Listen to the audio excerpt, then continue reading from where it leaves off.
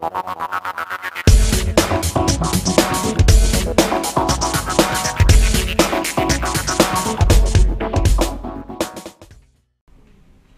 needs to leave by 3:30, so I am going to get us started right now, and we'll let the other guys jump in. So, first question, right here.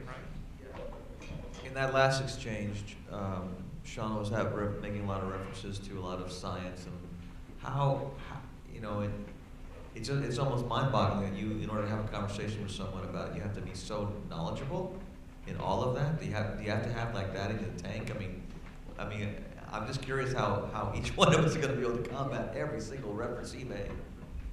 Keep something in mind, and I usually say this when I have more time. I teach apologetics in grad school. I mean, this is my job. I do this. I get paid to do it, which is crazy. I pinch myself every morning to think about that. But I'll tell students, I'll say, if you're taking away from this that you have to read every conceivable book and know all this before you share your faith with someone, you completely got the wrong message. You read a couple books, watch a couple series, and all of a sudden you know more than most people do. So the point is just to motivate people and humble them a little bit and realize, gosh, there's a lot out there I can learn. But the other thing is, Frank mentioned a series earlier called Tactics by Greg Koukl. And he actually teaches basic methods, and this is something, usually when I debrief this with students, is I'll take time to say, okay, what strategies did I use? I avoided the question. I had a condescending attitude. I brought in things that were irrelevant. I used big words, right? I mean, I used certain tactics to try to persuade and convince people. If we learn certain approaches, then you can intelligently engage in any conversation, even if you don't have all the information, by asking good questions, by listening, and kind of piecing it together. So I'd really recommend the series by Greg Koukl called Tactics, and I take my students through it to teach them how to engage with people with different worldviews. Did you give the contact information on Koukl? I'm sorry. str.org is his website, and the book's just called Tactics. So you could Amazon it. No, sorry. Oh, yeah. First of all, McDowell stole that entire presentation from Brett Kunkel.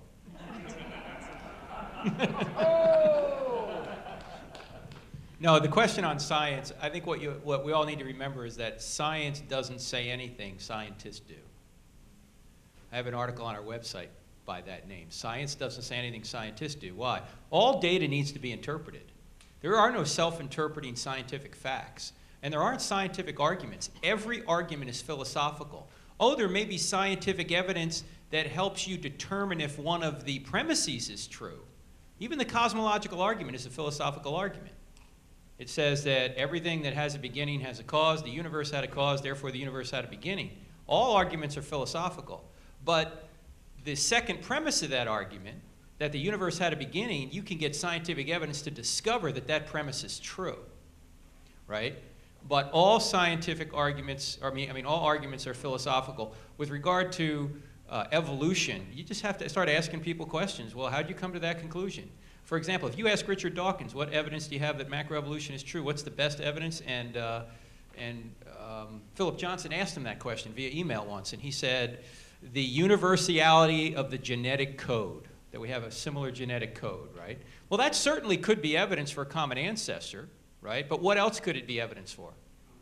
A common creator, a common designer. Just because you have a common genetic code, 99%, as Sean was mentioning as the atheist. What's your atheist name, by the way? Bob? As Bob was mentioning as the atheist. He was, yeah, Dr. Bob.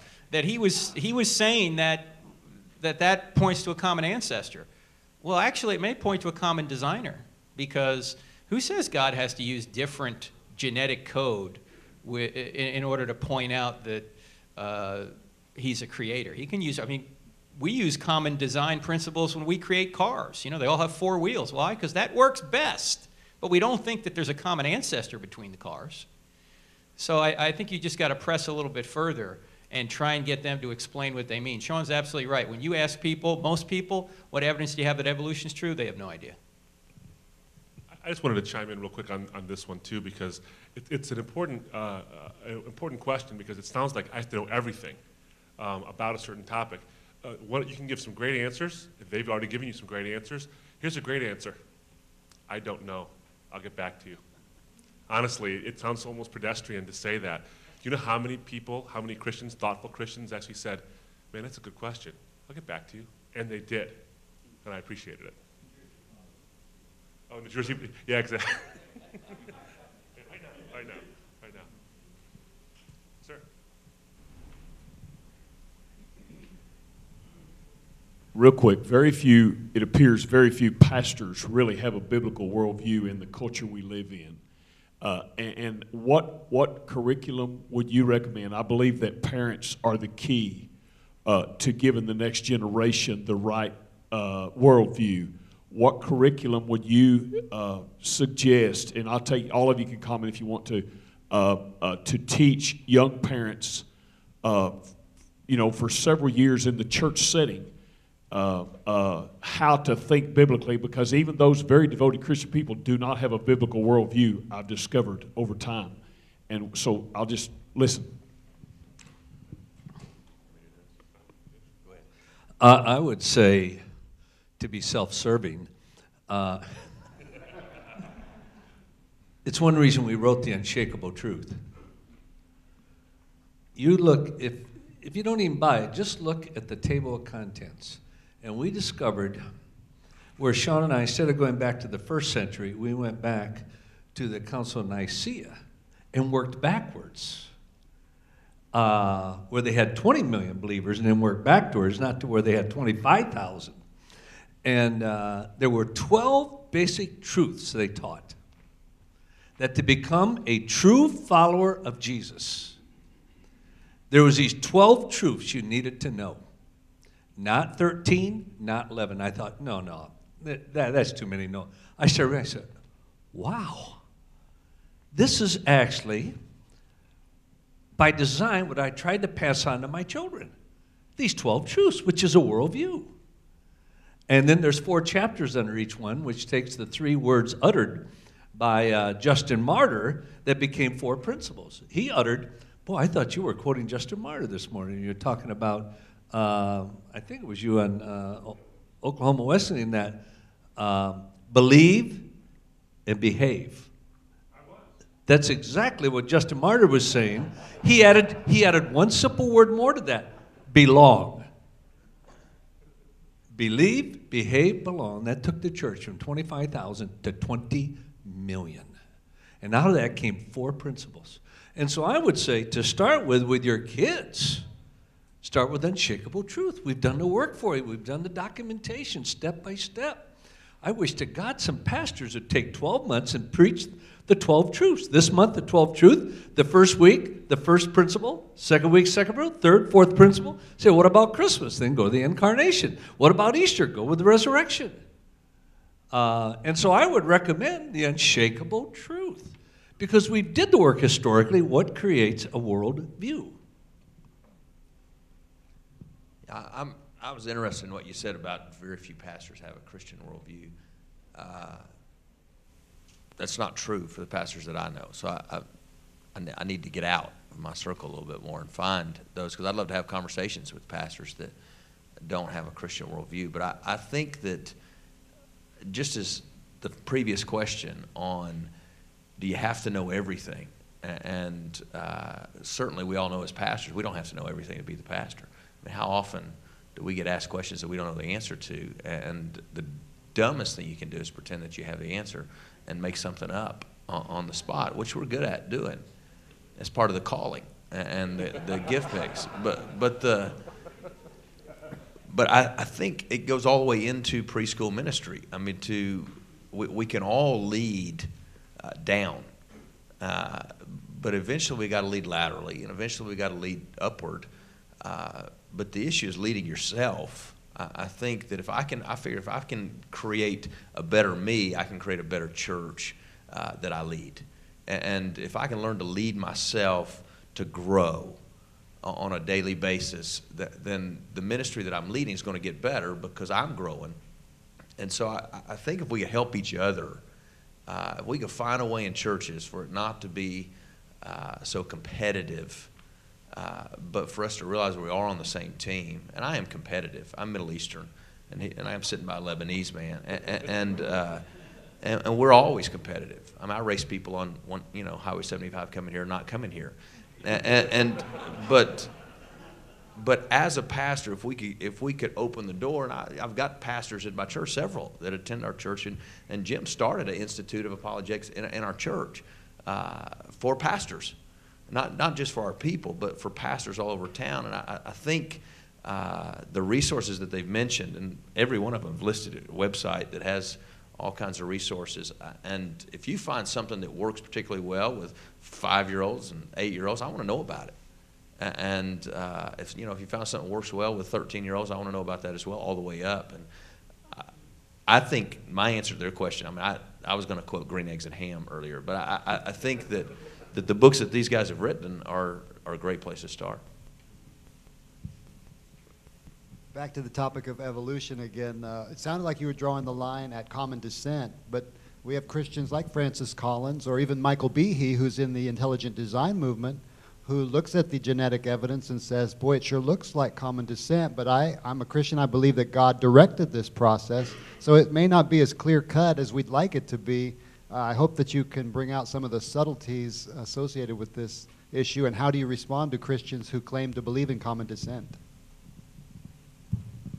You can talk about common descent, but you need to have a mechanism to get there.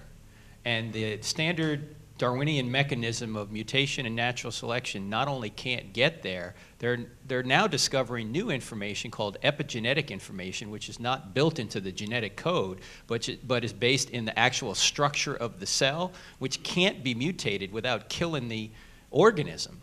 And they're finding that the bottom line here is that since DNA does not fully contribute to new body plans, epigenetic information does as well, that you could mutate DNA forever and not get a new body plan, because you have to change epigenetic information, which can't be changed without killing the organism.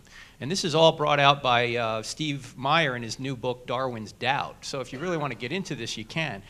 It's one thing to claim that something looks like it could have been in a common ancestry sort of tree. It's another thing to explain how all those things got to where they are. So they're saying, yeah, it looks that way, but there's no mechanism. Like when Dawkins says, well, we have a common genetic code. Okay, so how did one particular life form transform itself into another particular life form? By what mechanism? There is no current mechanism that can explain it. And when we see information we see in a cell, we realize that only comes from the product of an intelligent mind. So we're not arguing from what we don't know. It's not a God of the gaps argument. We're arguing from what we do know. And what we do know is that messages only come from minds. So there's so many problems with macroevolution. But I even take a step further back from that and say, look, even if macroevolution's true, even if it's 100% true, that can't get rid of the need for a creator and a designer, because it doesn't explain the origin of the universe, doesn't explain the fine-tuning of the universe, doesn't explain the origin of life or the fine-tuning of first life, doesn't explain morality, personality, consciousness, the laws of logic, the laws of mathematics, personality. Outside of that, it's a perfect theory. It explains everything. In the book You Lost Me by David Kinnaman, who's now the president of Barton Research Group, they did a massive study on why students are leaving the church or leaving their faith. In the top reasons he gave, one of them was the tension or supposed tension between science and between faith. So they showed of youth pastors, or let me take a step back, high school students who are in the church, 50% of them are going to go into some science-related field. Maybe computers, maybe medicine, maybe technology, maybe engineering.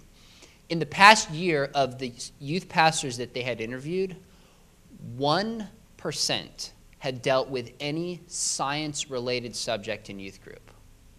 1%. And who knows how well the 1% even did dealing with it, right? Bottom line is, this is a pressing reason why kids are getting to college and not understanding how to make sense of Genesis, make sense of evolution. And we're just simply not equipping them to do it. I think the mistake that we make, and I don't know if there's a position this university takes, but I'll just tell you where I stand. I think there's a lot of room within the Christian faith on how we make sense of Genesis. I think one harm that I've seen a lot of people make is they've said, if you don't adopt this view of Genesis, you're questioning the entire scriptures and the whole Christian faith.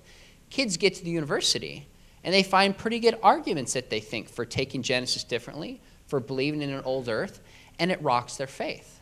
I think there should be certain basics we're committed to. God is a creator. If he used common descent, okay, there's still an intelligent agent who's driving the process. Now, you've got to tell me how that fits in with Genesis, but that's different than the common descent of a materialistic, blind, totally uninvolved process. Those are distinct things. So, I mean, you look at the great people in apologetics, people like Lee Strobel, Ravi Zacharias, who speak out on this issue. Old earthers, right? And I don't know anyone more committed to inerrancy than they are. Now, I'm not saying I'm an old earther or a young earther. That's not the point. But the way that we teach students and how we communicate this is very, very critical and very important. So I think there's a little bit more leeway in there than we typically address. My concern, you quoted Francis Collins, and I don't know Francis Collins. I don't question his faith. I've heard some people do that. I think you can absolutely be a Christian and believe in Darwinian evolution. You can be a Christian and believe in that.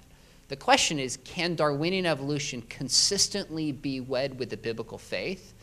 And that's where there's a book by Carl Giberson, who's a professor at Nazarene School, called Saving Darwin.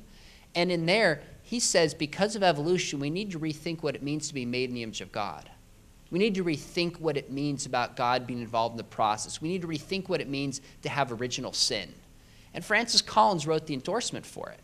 I think in that book there's heresy that denies some common truths that Christians have always believed in. So that's where some of my concern comes in when some scientists say, well, we need to reconsider the Christian faith in light of evolution. That's a timeout and a concern for me. There's a question right here. In another study by Barna, that they did an extensive study of those from evangelical churches went in university, and 84% said, my church never prepared me for what I faced after high school. Whether they went to university or not, they never prepared me. And this comes down to worldview. I'm a lay person, so I'm not a pastor, and I wonder if you guys have some ideas.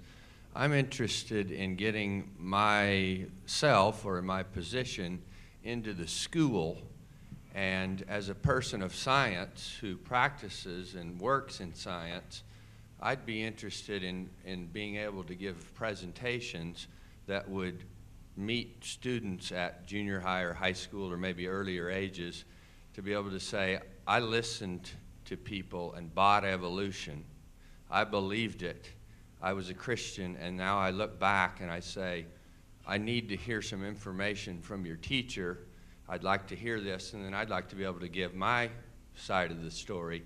Is there some mechanism that you all know of getting into the school system as a scientist and being able to provide an opportunity for students to hear a different side of why, for example, evolution fails in describing the process of developing and common ancestry and all of the other things?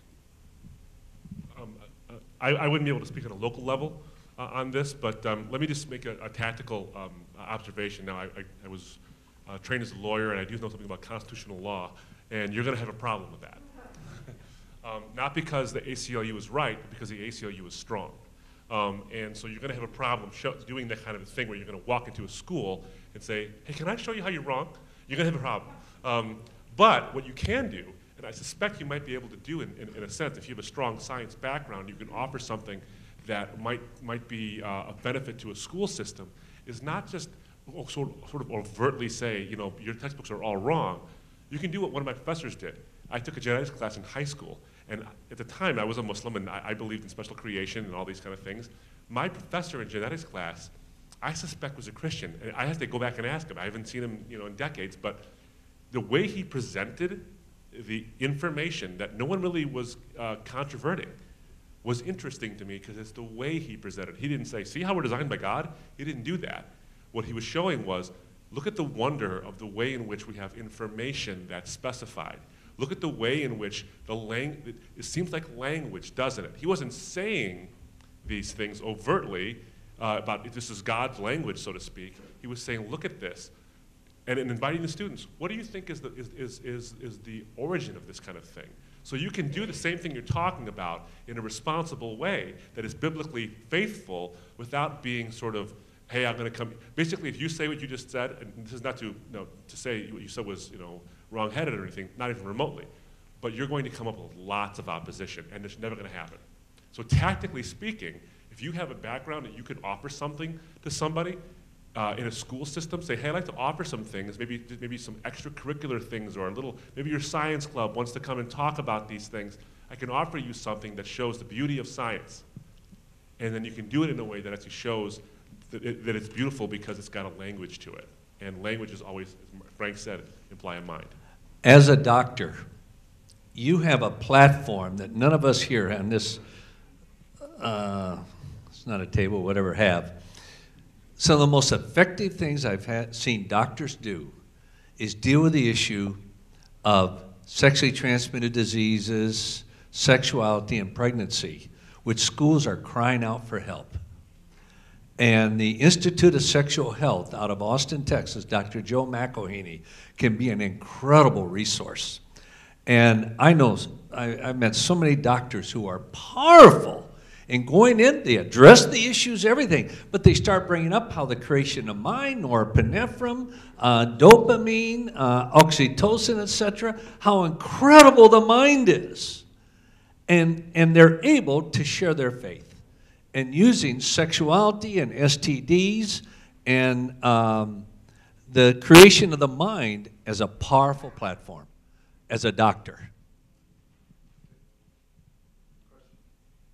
I'd like to go back to, we started talking about Genesis and the systematic, what seems to be systematic assault. It started with family and then marriage, and now even people getting to decide whether they're male or female.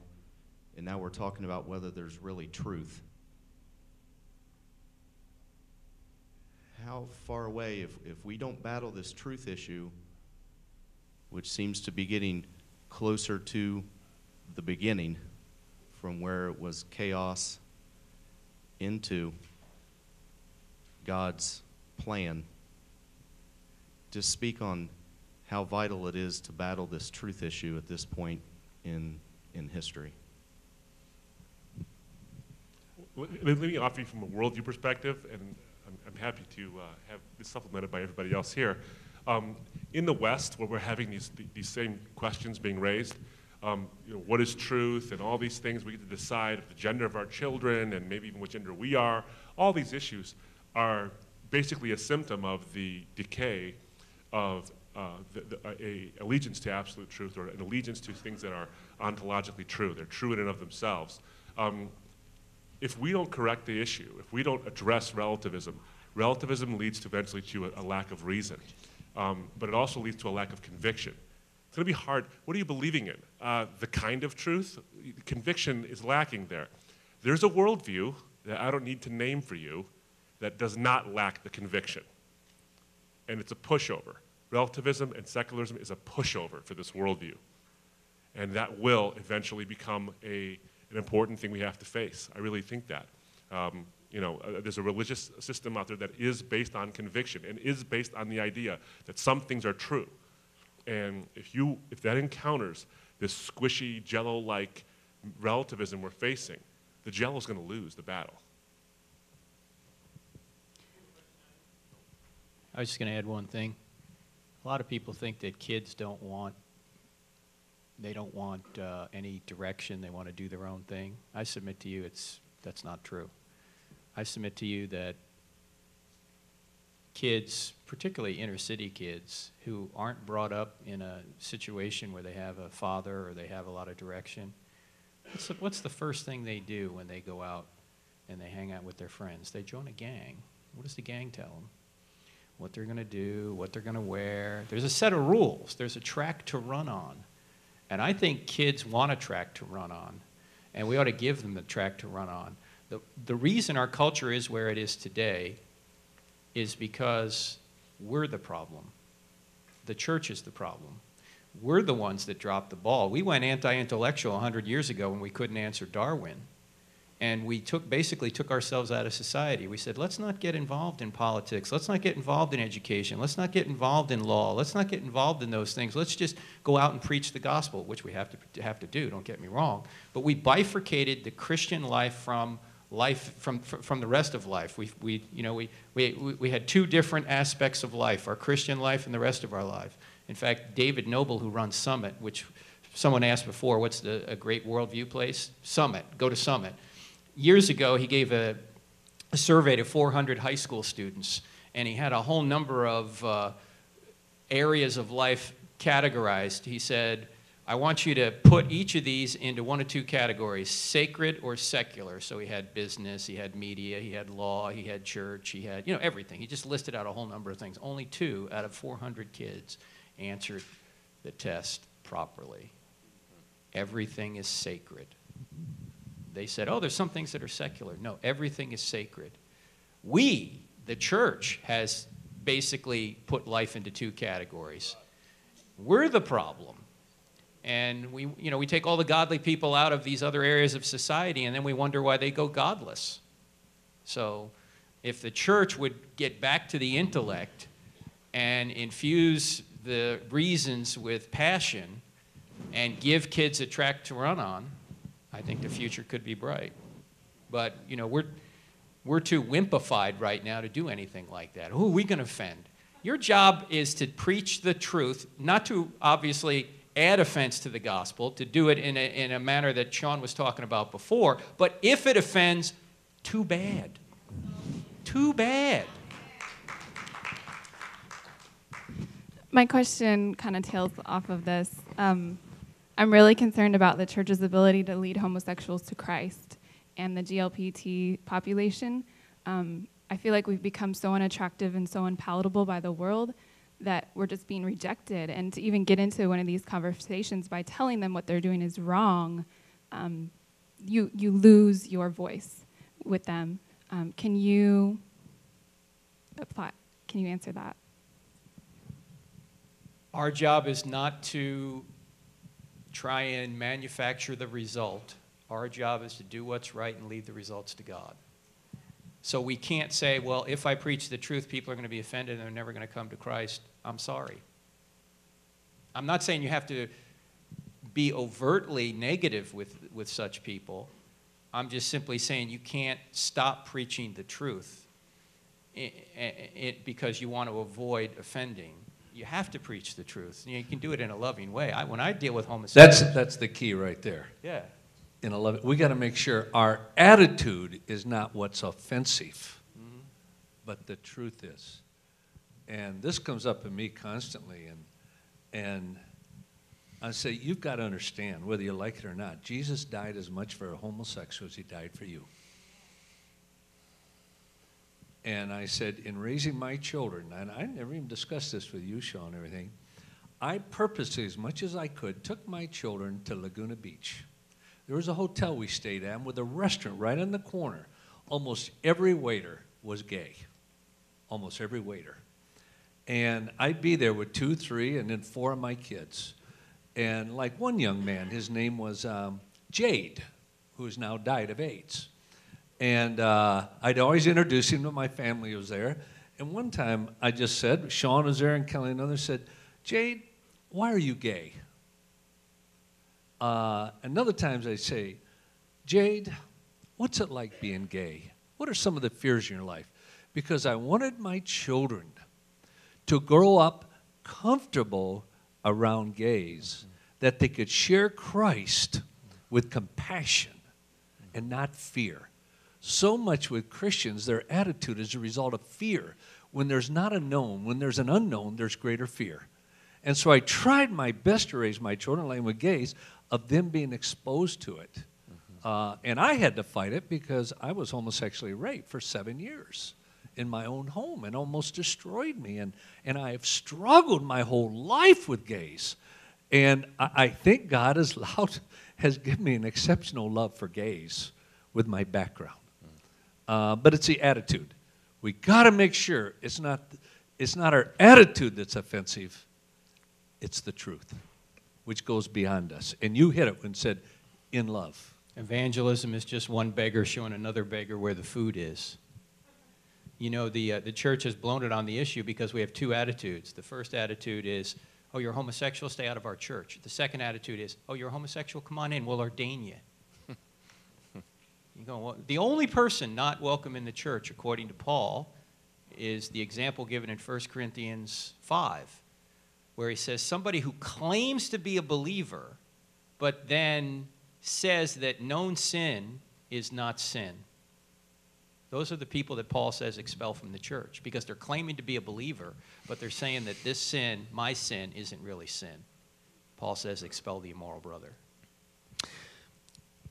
Can I just say, in teaching students for a number of years, even in Christian school, and having a number of students dealing with this issue, people that I know, my experience, I think research would back this up, is that many people, Christians or not, who struggle with their sexual identity, have a deep sense of brokenness and hurt in their lives. Do I belong? Am I okay? Am I normal? These are profound questions of self-identity, and just compassion and love and relationally caring about people, as we should for anybody, is a way to just kind of earn the right to speak truth in the appropriate times. But in the question you said, I know you didn't mean it this way, but the question was, how do we tell people what they're doing is wrong? I think if we approach it like, ooh, I'm kind of the police, I'm going to tell everybody what they're doing is wrong, we've got the wrong approach to it. Right? It's a sense of like, and I don't think you're approaching that way, I can tell, but that's how we look at it sometimes, right? Ooh, I've got to go fix all these people. And it's like, no, my goodness, it's only from my own brokenness and my own sinfulness that I can just share that God loves you too, and trust in that relationship the Holy Spirit's going to work on somebody's heart. Let me add one more thing to that. The assumption is that when Christians stand on biblical truth or even just natural law truth, that there's no room in there for somebody that disagrees with it. One of the reasons we stand on that truth is because we know it's best for people even if they disagree with us. We think that men were made for women and women were made for men, and the only way you're going to find true happiness and joy in life is to be in that relationship, and any relationship outside of that is ultimately going to end in destruction. So the assumption that is often behind this is that, oh, you just want to have your way, and you're trying to shut these people out. No, we think what's best for society and best for everybody involved is to ensure that marriage stays between a man and a woman, and that as a culture we promote that because that's what's best for society. So we think that's best for all people. I mean, Josh had mentioned somebody that died of AIDS whom he knew. I grew up next to two of my friends who got involved heavily in that homosexual lifestyle, and initially their parents were shocked, but the parents eventually got to the point where they were celebrating what they were doing. Well, we buried the kid at the age of 36. He was dead from AIDS. And there's a lot of false compassion out there. You know what false compassion is? I'm with you. Whatever you want, I'm with you. I'm with you.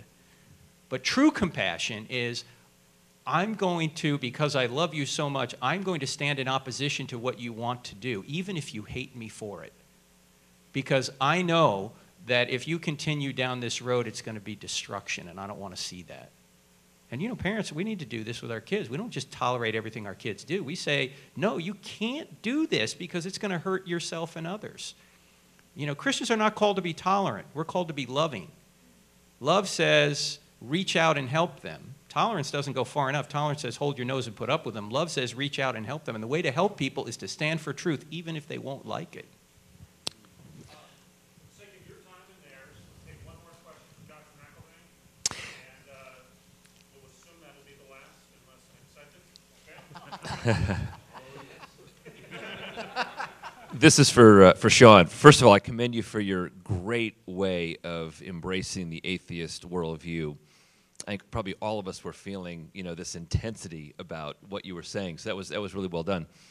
There's a trend that has been written about atheist gatherings, like churches, sort of non-churches. There's a big one in London. There's a big one in L.A. Apparently, these are spreading. Very interesting trend, and I'd be interested to hear about what your thought is about what the church can learn from that trend. And what your take is on that trend. What do we learn from that? What do we take from that? You know, part of the difficulty is if atheists have too many meetings that look like churches, then they might lose their, you know, can you get tax exempt status, and you can't teach secular humanism in the schools, right? So they have these meetings that are very much like a religion, but they can't look too religious or they're going to have a problem with some of the other things that they want to accomplish, interestingly enough.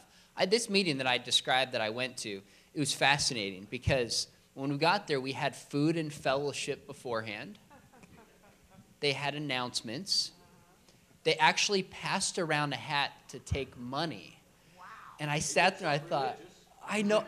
I sat there, I just didn't say anything. I'm thinking, man, they're always ripping on Christians for meeting together and the way we talk and taking money. And I thought that's exactly kind of what they're doing, ironically enough. I wrote an article on this. I put it on my website, and it was just called What Skeptics Wish Christians Knew. And it wasn't so much like structurally, what can we learn? But it was more like, what can we learn to better embrace our skeptical friends? And you can Google it or find it on my website if you want to read a little bit further. I think one thing we just learned is right away, there's a hunger for community. There's a hunger for relationships. There's a hunger to know people and to be known. And our secular society is creating more and more kind of disunity that you can't get on the internet. I want to know people. So if the church is really doing it right and having genuine fellowship and genuine relationship and loving people, that's going to be a draw for many skeptics as much as the truth is.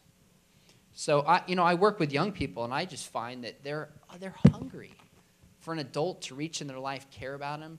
They're hungry. I invited a class over, said, hey, you guys want to come over to my house for dinner a couple weeks ago? And all of them were there except one kid who had a previous thing they signed up for. So human nature is relationships. So I think that's one thing we can learn. Second is I'd encourage all of you here to ask yourselves, what skeptical friends do I know? What Muslim friends do I know? What Mormon friends do I know? And do I get together with them not to tell them why they're wrong and fix them, but to listen, to hang with them, have fun with them, to know them? I think partly the reason Christians are so demonized is because they do the same thing to us as we do to them. We talk about atheists. We talk about postmodernists. We talk about these ists in terms of this kind of general category, but it changes a little bit when we know somebody. Right? I don't speak about atheists as a whole the same because I think of particular friends of mine who are atheists. I don't think of homosexuals kind of the same in this broad category because I've had students and I've seen the pain and hurt in their eyes. Mormons, I have friends who are Mormons. So one of the things that I just took away is, wow, this skeptical group was really open and interested for me to come, interested to have this conversation. If I was just kind of willing to step outside of my comfort zone and actually step on their turf and do it. One of the other things I learned that night is that the best thing of the whole night is the guy named Bruce, he's the head of it, he turned to me in the middle and he stops and he looks at me and goes, no way. And of course I'm thinking, no way what? He goes, you actually have a sense of humor. He was shocked. And first off, I'm thinking, I'm not that funny, but why is he shocked? Because Christians are like Angela on The Office. And one of the best ways to break down these barriers is just relationally to get to know people, to spend time with them, to listen to them, to love them. I mean, Jesus was a friend of sinners. And then at the right time and in the right relationship, they might say, gosh, why are you different? Why do you believe this? And that's where I think we are in the right to speak the truth. So I take students on trips. In a couple weeks, I'm taking my students to, I got tired of seeing my students get rocked with their faith when they get to university because of how I role played. So I thought, I got to take my students to the most godless, secular place I can think of. So I have 25 students going with me in a few weeks to Berkeley. Oh, yeah? I thought you were going to say Washington. We're going to Washington. Yeah, we're going to Berkeley. And I'm bringing in a homosexual activist to speak to our group for the same reasons that my dad was talking about, and bringing in well-known atheists. We're going to go talk to students on campus.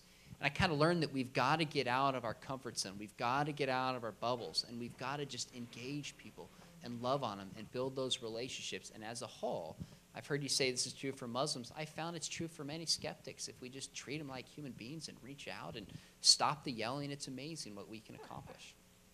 Let me maybe wrap this thing up. To your question, I'd like to get just through it, yes, maybe, or no. I have gotten a sense that atheists, agnostics have gotten more organized. The internet has given them a greater sense of power and influence. And what do you think of that, Frank, Sean? Yeah. Well, I definitely think so. I think that that's, it's given them a sense of almost purpose. We're all in this together kind of a thing, absolutely. Yes. I was just going to say yes, and you know the Washington Redskins want to change their name. You heard about that? They're going to get rid of Washington. He got that from the internet.